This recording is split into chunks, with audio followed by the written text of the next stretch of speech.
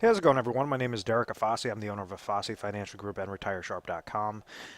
Today's topic I want to discuss with you guys investing in annuities, and when someone might make that mistake of looking at annuities as primarily an investment, and kind of show you when annuities are necessary with a specific situation, and then when many times they're not, and really just go through the pros and cons of everything. Um, Now, basically what happens is an individual might be meeting with a type of insurance agent, and that individual and that agent keeps pitching them a type of annuity and might be talking about their different growth factors and saying, oh, okay, you're going to have this safety, you're going to have these great rates of return, and you're also going to have a guaranteed income, and all this whole slew of different things. And the problem that lies there is each annuity contract is different, and they each serve a purpose, a different purpose. What I mean by that is typically an annuity contract is really good if you're focusing on income, okay? Meaning that if you go and you say, I want to retire in a couple of years, and I have different retirement savings, whether that's in cash accounts, whether that's in old retirement accounts, such as like 401ks, IRAs, Roth accounts, whatever that might be, and you understand kind of what your budget is for those next couple of years, what you really have to receive on an income basis, well, you could leverage an annuity contract to provide you this guaranteed lifetime income at that specific point in time. So, as an example, let's say if somebody's 62 years old, they want to retire at age 66, correlate that to, when they're triggering Social Security income, they have these different buckets, kind of think of them as buckets, as little retirement buckets there, and they're kind of at this question mark stage of saying, okay, I know when I want to retire. I know how much I need to retire on, how much income I need coming to me every single month to correlate to my expenses, but I just don't know how to pull out withdrawals properly, from these accounts. And I've heard these horror stories that if I pull out too much, or if I basically take too much risk, that I run that risk of outliving my monies. I have that longevity risk and that inflation risk that could really, hinder my accounts and leave me SOL when I'm in my 80s, when, I'm not going to be working anymore. So this is when annuities can work really, really well. Is an individual could leverage these types of accounts, a portion of these accounts, very, very important to understand, a portion of these accounts, and only as much as necessary that will accomplish what your income goal is. So what I mean by that is, let's say if this person's 62 years old right now, they have a goal of receiving $50,000 of income every single year, and they want to retire at age 66. Well, maybe they're going to be receiving Social Security income of $30,000 and they don't have any pension plans. So they don't have any other income sources, any guaranteed income sources. So they're saying, okay, well, I have these different accounts. Maybe I have cash of, 100,000. I have a 401k account that's sitting there at 400,000. I have another IRA that's sitting there, another 300,000. How exactly can I suffice this gap of $20,000 properly without any worry, without with confidence? And that's when you could leverage different annuities, and especially after 2008, I recommend the annuities with income riders because it allows you to still have control of your account, still have consistent growth into your account, and then leverage the income rider for your guaranteed lifetime income, as opposed to old-fashioned annuities where you were susceptible to your annuitization and surrendering all your money to those insurance companies that were offering those annuity contracts. So in this example, let's say if they have all these different portions of assets, and they decide, okay, I want to really target in on my 401k and use my 401k monies to leverage for that retirement goal. Well, we understand that the gap is 20,000. You're going to be receiving 30,000 at age 66. You have a gap of 20,000. So therefore, your annuity problem can be solved with trying to figure out what would be the best contract for an individual age 62 looking for a 4-year deferral that needs to trigger $20,000 of income. So out of these monies, you could use a couple of these accounts, or it might only take one account to do so. Let's say if we're using the 401k account as an example, maybe it's going to require $300,000 to be placed into an annuity contract that will trigger lifetime income at that point in time in those 4 years. So what we did right there was we solved the income goal. Most important thing in retirement is making sure that you have sufficient amounts of income coming to you on a guaranteed lifetime income basis. Guaranteed lifetime income meaning either on you, you and your spouse, whatever would apply to your specific situation. So in this scenario, this individual had $800,000 of retirement assets. And what we're saying is if you leverage 300,000, and this is just a hypothetical example, this $300,000 with the best contract will provide $20,000 of income for the rest of this person's life, for the rest of this person's situation. With that being said, now they have, because they only leveraged 300,000 out of their 800, now they have emergency funds, sufficient amounts of emergency funds. They have $500,000 that they could now leverage, take a portion of that, use, and rule of thumb is about 6 to 12 months of whatever your expenses are in a given year. So let's just call it, 50,000, or let's just say 100,000 could be placed into emergency funds, meaning very liquid cash, something in, whether that's checking, savings, money market accounts, whatever the case may be. In case there's ever an emergency, they could dip into these monies. And then out of that situation, now you have $400,000 that you could invest it. And this is where the inflationary goal comes in. You can either try to grow these monies and take on that risk of, market risk, of volatility, of inflation risk, trying to really have significant growth because you're not trying to pull out monies. That's what this annuity income was for. That's why you designated any specific portion into annuity contract. Now, the mistake that's made, let me clear up this. The mistake that's made time and time again is you have insurance agents that are selling annuities, and what they try to do is tell you, oh, if you want growth, we could throw you into an annuity. You want great growth, we'll put you in a variable annuity. If you want great income, we're going to throw you into an immediate annuity, or an annuity could solve that. If you want to have deferred income, we could throw you all into an annuity, a deferred annuity, an immediate annuity, whatever that case may be. And what happens is you have these situations where an agent will go to the client and explain to them why it's necessary to take their full nest egg and throw that into an annuity contract. And annuities are like an individual tool in a tool belt.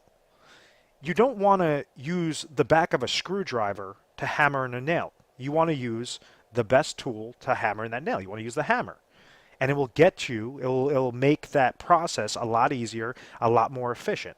That's the way you have to look at annuities. Annuities are used for income and for safety.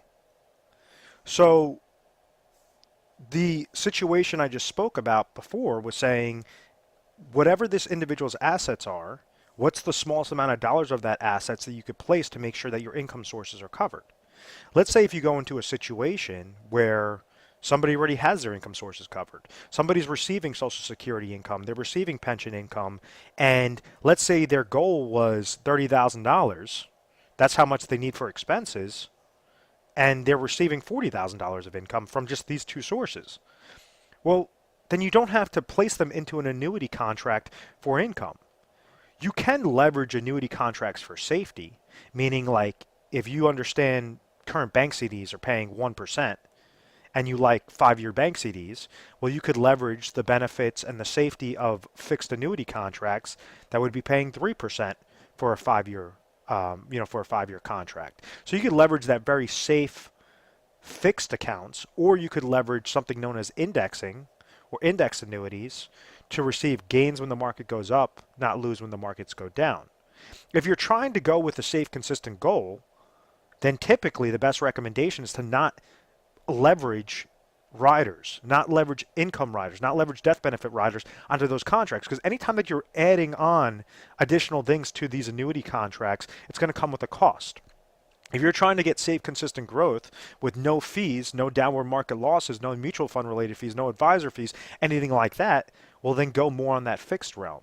Don't look at it as an investment of saying, okay, well, I'm going to go and throw my dollars into a variable annuity, and because it has mutual funds and it gives me income and it gives me death benefit, well, that's where you have significant amount of costs that just keep adding up and adding up and adding up.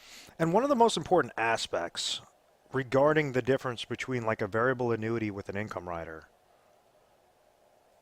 versus a fixed index annuity with an income rider, and this has probably been for the past 8 years, I have never found the best fixed index annuity with an income rider to lose to the best variable annuity with the income rider. Now I'm talking about a guaranteed lifetime income play.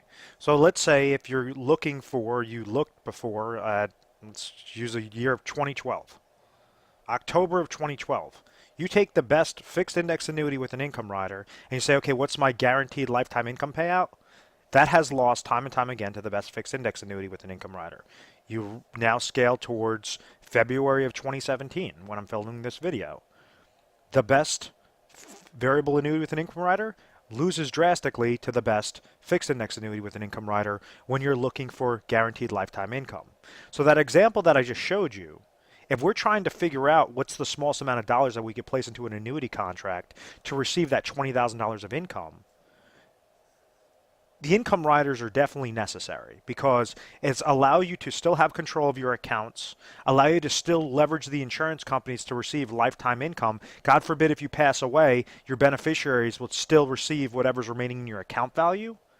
So that's the benefits of using an income rider as opposed to just using annuitization, a large benefit as opposed to using annuitization. And then when you're scaling through the top contracts out there, for an income play, the FIA is going to beat out the variable annuity every single time. Now, for a growth play, understand you have higher growth potential because fixed index annuities have cap rates, they have participation rates, they have spread rates. This one gives you more of that safety, peace of mind. Variable annuities are tied to mutual funds and other variable annuity charges, variable annuity costs that could really hinder that account value or that account performance. If the market goes down, your variable annuity account value is going to go down with it, depending upon how large of a hit the market did take. So when you're looking primarily as an investment, I say you could leverage, if you're looking at a safe, consistent growth goal, go more towards that fixed route, more towards that fixed index route. If you're looking for a pure investment route, I would not recommend a variable annuity. I recommend that if you're looking for an investment, go with an investment. If you're looking for something that has uncapped rate of return, but then could also have uncapped losses, well, then go into actively managed portfolios. Utilize different mutual funds, stocks, bonds, ETFs, all of that. Yes, you're going to fall victim to reverse dollar cost averaging. Don't leverage that off of what you need as your guaranteed income sources. But if you're trying to beat out the pace of inflation and you're not trying to pull from those accounts, why would you try to restrict your money and get hit with many, many fees, much higher fees than what typical variable accounts, investment accounts would allow you to have, by just saying, oh, well, my insurance agent seemed like a really nice guy and he was telling me about all these different features. Yeah, you have to really read between the lines, though. If you're looking for the best income product, I would not recommend an investment type annuity. If you're looking for a safe, consistent growth product, I would not recommend an investment type annuity. If you're looking for an investment, then get set up with an investment. Get set up with something that has much lower negatives as opposed to going with something that will constantly hinder your account the longer and longer that you're in there. And this is where you hear retirement disasters. You hear retirement disasters with all over the place, obviously, because you have over 1,200, 1,300 different contracts when you're looking at annuities. Out of these contracts, you might have a handful, 10 to 20 that are very good for an individual situation, but then you have over 1,200 that are horrible for an individual situation. So the odds are those individuals are going to go into that bad situation if they're not dealing with independent agencies, if they're only dealing with agents and advisors that are not familiarized with the extravagant pros and cons of these types of contracts. There's ways on how you can leverage annuities for a great solution, but it's not a one-size-fits-all solution. You have to make sure that it's going to suit your individual situation. So I really hope I made my point with that. And, that's basically what we do is we try to educate you guys first and foremost. We have a 1-800 number available to you 24 hours a day, 7 days a week. 1-800-566-1002. We deal on a national basis. So when calling in, what you can expect is you'll deal with an assistant. You'll tell them your situation. They're going to patch you over to a specialist. That specialist is going to ask you a slew of questions and find out the 30,000-foot view of, what's your situation, what are your goals, what do you want to accomplish. Out of that, can you accomplish your goals by doing what you've been doing, for the last couple of years? Is kind of your ideas going to suit you and really get you to that finish line successfully? If so, well, then we're going to tell you, don't change a thing. You'll get there fine. You're completely, and we'll give you some free educational pieces, free literature, and be on your way. Now, many times individuals have gaps. It's because they're not financial advisors. The average individual is just trying to go to work, get paid, save their money, and hope that their retirement's going to be there. So what we like to do is instruct individuals that your plan could look like a perfect puzzle piece. And you just have to make sure that you're putting the right shapes in place, that you're leveraging your assets the proper way for pure confidence. And when you're looking at the 30,000 foot view and you're not getting caught up in the bells and whistles of a premium bonus or an income rider, 8% roll up or whatever the case may be, those are different marketing ploys that a lot of insurance companies try to dupe individuals into, and that's when you see retirement disaster. So you want to be educated first and foremost. Annuities are great tools to use for the correct situation, and they're horrible tools to use for for a bad situation. So I hope that all of that made sense. At any point in time, give us a call. We're A+ rated on the Better Business Bureau. We've always had very good reviews. We've never had any complaints, and I believe it's because of our methodical process and because of our education.